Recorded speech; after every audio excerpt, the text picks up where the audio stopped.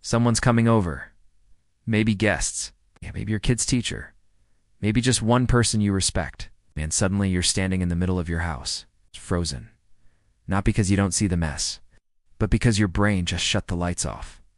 You tell yourself, I'll deep clean tomorrow. Tomorrow becomes next week. Next week becomes shame. And someone casually says, just put on music and get motivated. And you smile. Because explaining what's really happening in your head feels exhausting. If that's you, stay with me. Because what you're calling a lack of deep clean motivation is not a character flaw. It's a psychological response. Once you see it, you'll never look at cleaning or yourself the same way again. If you've ever felt mentally drained before even starting to clean, avoided deep cleaning because it feels too big, or judged yourself for needing motivation that never comes, this video is for you. And no, I'm not going to tell you to just try harder. Plot twist. The reason you lack deep clean motivation isn't because you're lazy. It's because your brain is protecting you. Translation. Your nervous system has quietly labeled deep cleaning as a threat, not a task. Let me explain. Deep cleaning isn't one activity. It's a cognitive avalanche. Your brain sees 47 unfinished micro-decisions, no clear finish line, physical effort plus emotional judgment, and a silent inner voice saying, if you were better, this wouldn't be so bad. So your mind does something very intelligent. It shuts down motivation. Not to sabotage you, but to conserve energy. This isn't procrastination.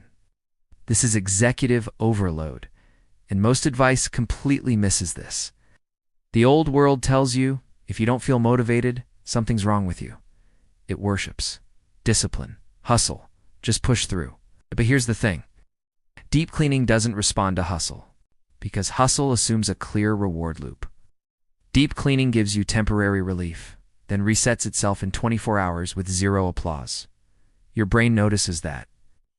So it says, why invest everything? For nothing that lasts? That's not weakness. That's pattern recognition. But here's the thing. There's a new way to understand this, and it changes everything. Psychologists call this a wicked problem, not evil. Wicked as in no clear endpoint, no permanent solution, constantly regenerates. Deep cleaning lives here.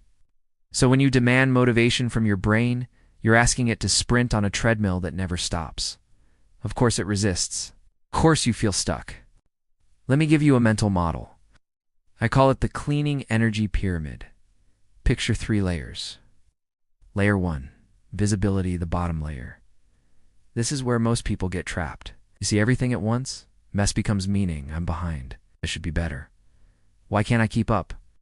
Your brain hears judgment, not instruction. Motivation drops to 0.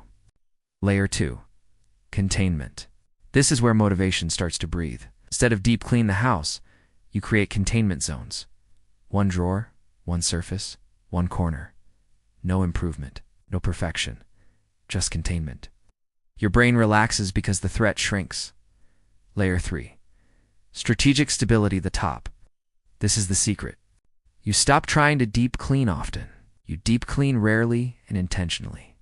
You build stability first.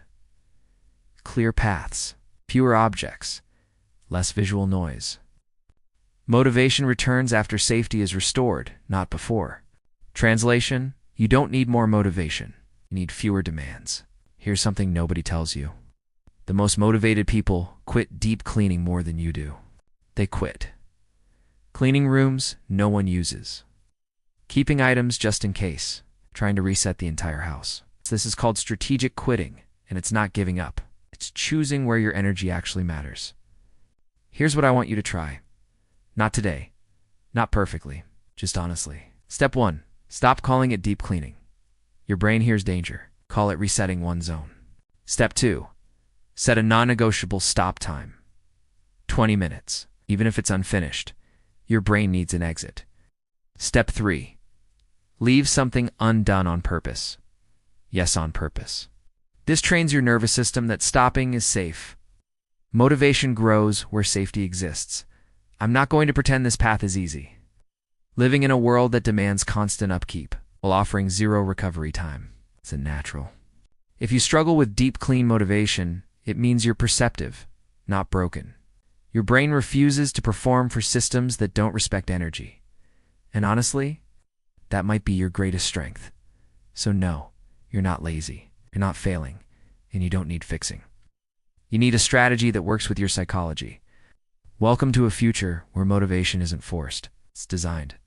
And once you see this, deep cleaning stops feeling like a moral test. It starts feeling like a choice.